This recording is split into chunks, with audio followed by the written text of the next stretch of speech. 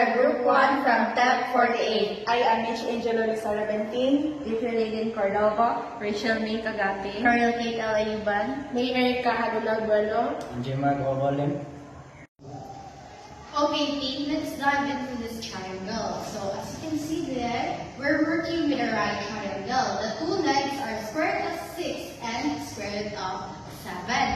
And the hypotenuse is the square root of 13. So, let's agree that angle A is the angle opposite the side that measures square root of 6. So, that means square root of 6 is the opposite of side angle A. So, square root of 7 is the adjacent and square root of 13 is the hypotenuse. So, for our discussion, we will apply the sine function. So, sine equals opposite over hypotenuse. So, perfect. Let's act like we forgot the value of opposite side for angle A. Based on the triangle, we know the hypotenuse is square root 13 and angle A is opposite a side, but let's derive the opposite side again using the sine ratio. So let's start with the sine A, opposite over the hypotenuse. Let's assume for the moment we don't know the opposite side. Let's solve backward from the angle. But wait, we can't use yet the sine function unless we know the angle. So maybe we should instead act like we forgot the angle A and want to find it using sine A equals opposite over hypotenuse, where opposite is square root of 6, as you can see, and hypotenuse is square root of 13.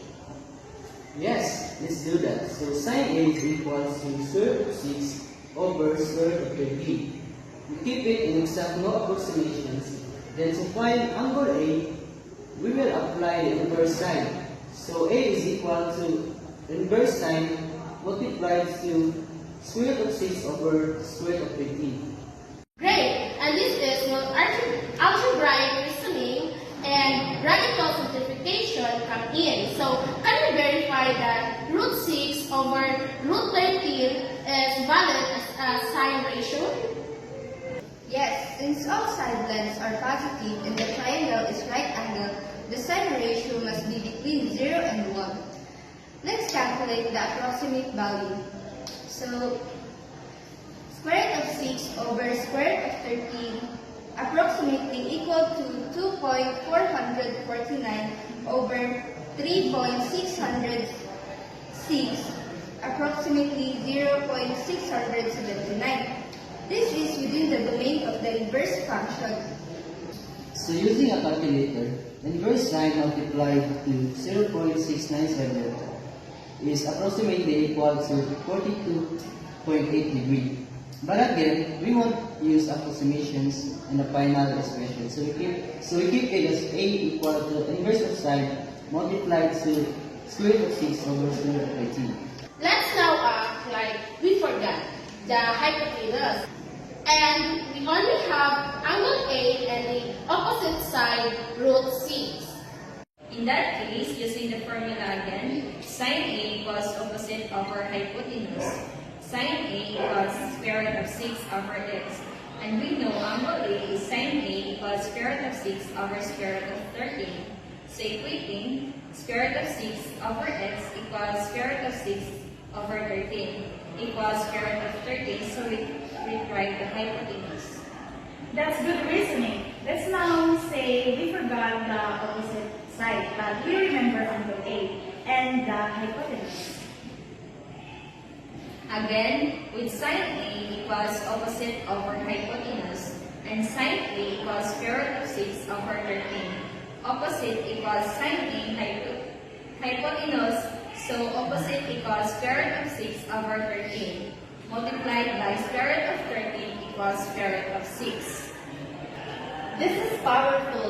With one trigonometric ratio, we can confirm all parts of the triangle if we know just one angle and one side. Also, keeping everything in radical form preserves the exact values, especially useful in proof and symbolic computation. Let me just summarize.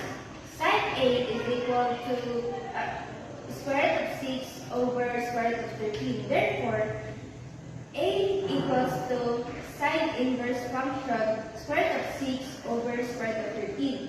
We can use that to find any using side with given another side in angle.